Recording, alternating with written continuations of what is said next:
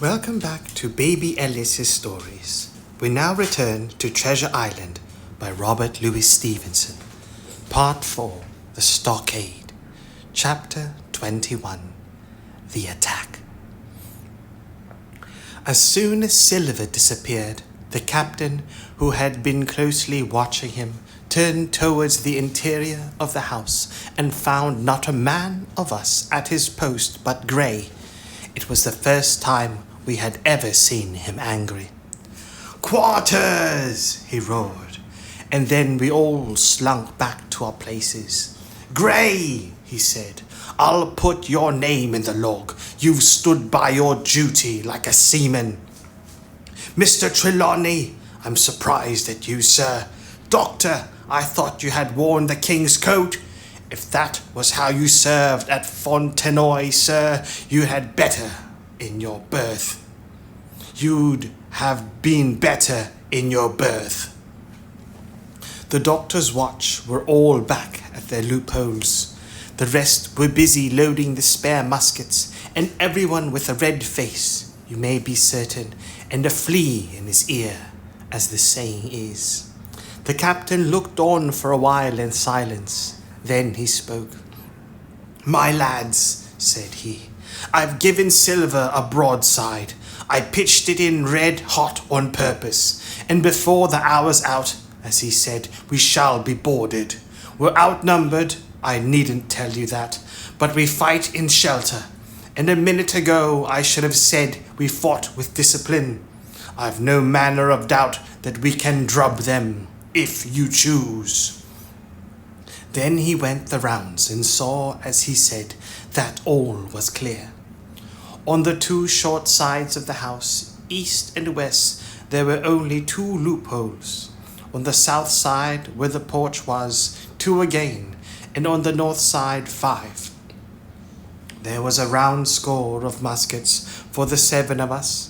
The firewood had been built into 4 piles, tables you might say, one about the middle of each side, and on each of these tables some ammunition and 4 loaded muskets were laid ready to the hand of the defenders. In the middle the cutlasses lay ranged. "Toss out the fire," said the captain.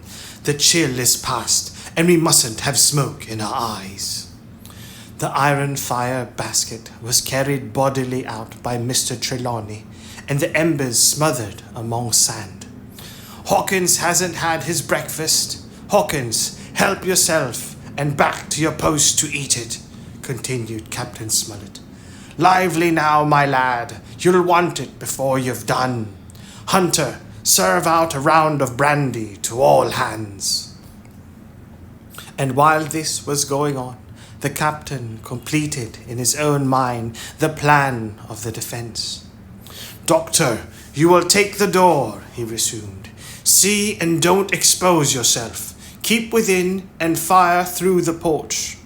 Hunter, take east side. Hunter, take east side there. Joyce, you stand by the west, my man. Mr. Trelawney, you are the best shot. You and Grey will take this long north side with the 5 loopholes. It's there the danger is. If they can get up to it and fire in upon us through our own ports, things would begin to look dirty. Hawkins, neither you nor I are much account at the shooting. We'll stand by to load and bear a hand." As the captain had said, the chill was past. As soon as the sun had climbed above our girdle of trees, it fell with all its force upon the clearing and drank up the vapors at a draught.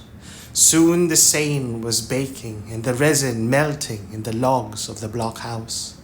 Jackets and coats were flung aside, shirts thrown open at the neck and rolled up to the shoulders, and we stood there, each at his post, in a fever of heat and anxiety. An hour passed away. "Hang them," said the captain. "This is as dull as the doldrums. Grey, whistle for a wind." And just at that moment came the first news of the attack. "If you please, sir," said Joyce, If I see anyone, am I to fire?" "I told you so," cried the captain.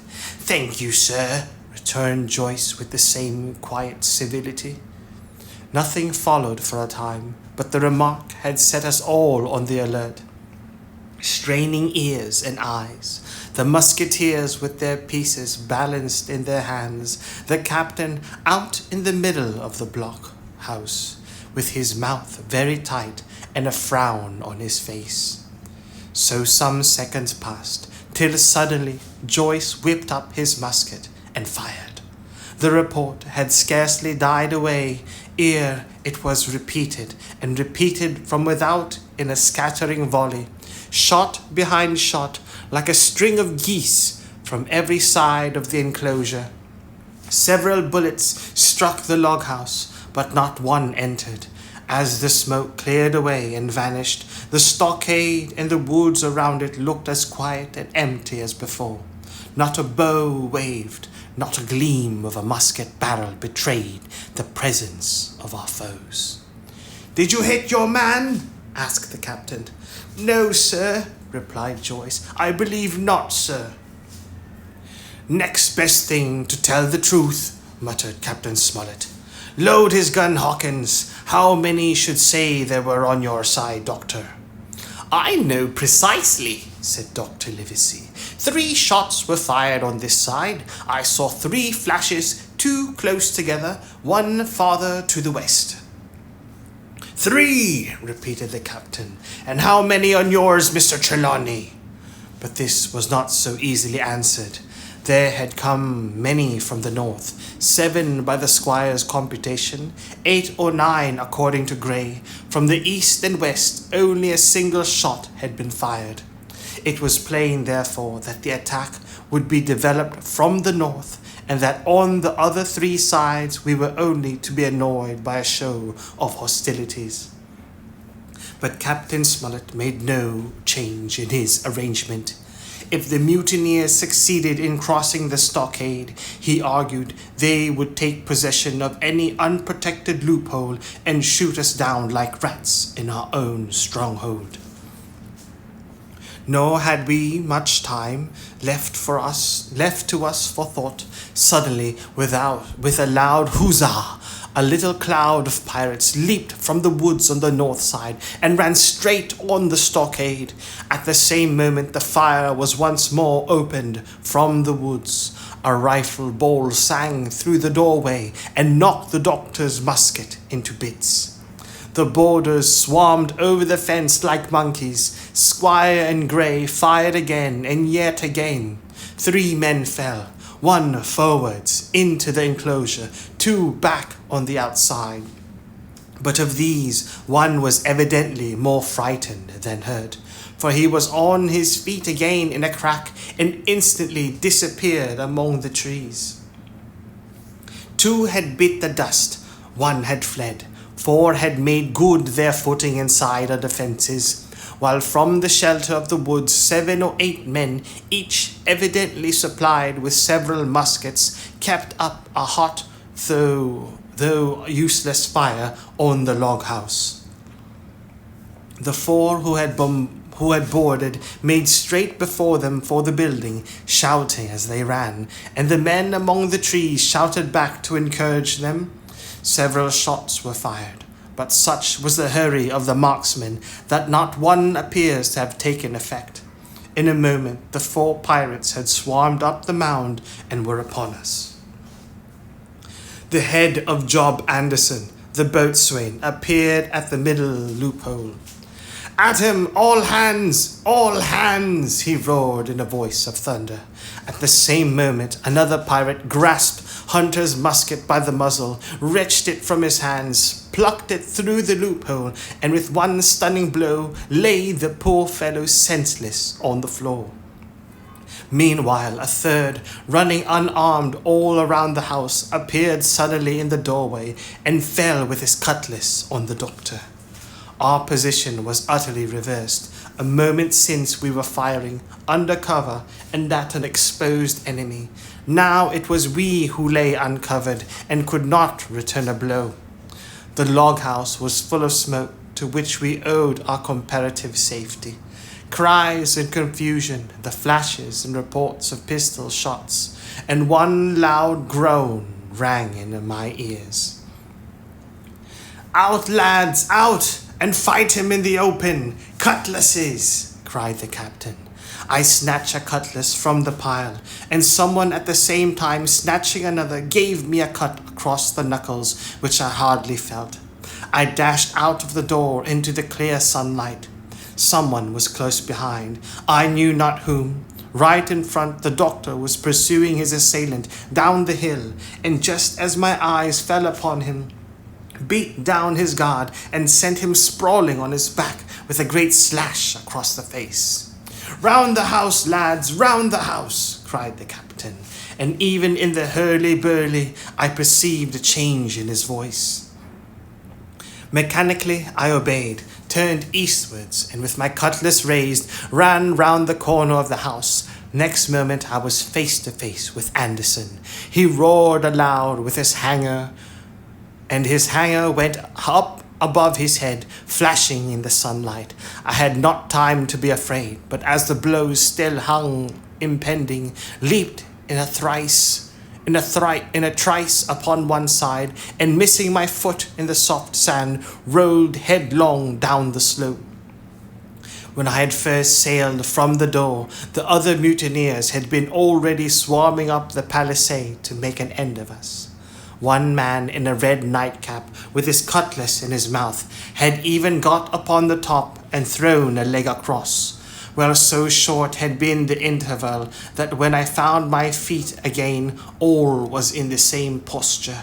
The fellow with the red nightcap still halfway over, another still just showing his head above the top of the stockade. And yet in his breath of time, the fight was over and the victory was ours.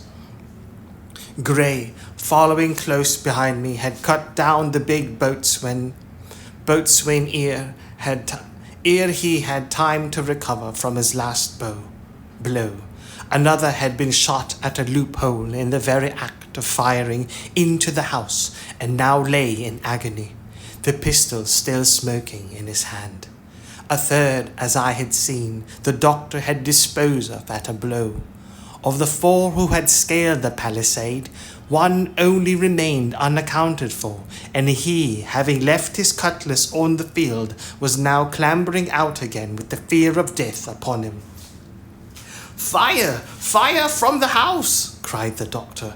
"And you lads, back into cover!" But his words were unheeded.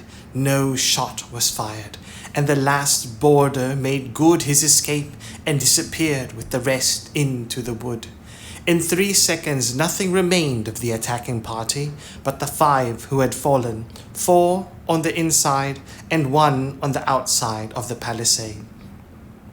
The doctor and Gray and I ran full speed for shelter. The survivors would soon be back where they had left their muskets, and at any moment the fire might recommence. The house was by this time somewhat cleared of smoke, and we saw at a glance the price we had paid for victory. Hunter lay beside his loophole, stunned. Joyce, by his, shot through the head, never to move again, while right in the center the Squire was supporting the captain, one as pale as the other. "The captain's wounded," said Mr. Trelawney. "Have they run?"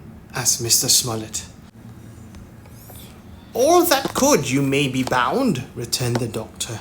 "But there's 5 of them will never run again." "5!" cried the captain. "Come, that's better. 5 against 3 leaves us 4 to 9. That's better odds than we had at starting. We were 7 to 19 then, or thought we were, and that's as bad to bear." The mutineers were soon only 8 in number, for the man shot by Mr. Trelawney on board the schooner died that same evening of his wound. But this was, of course, not known till after by the faithful party.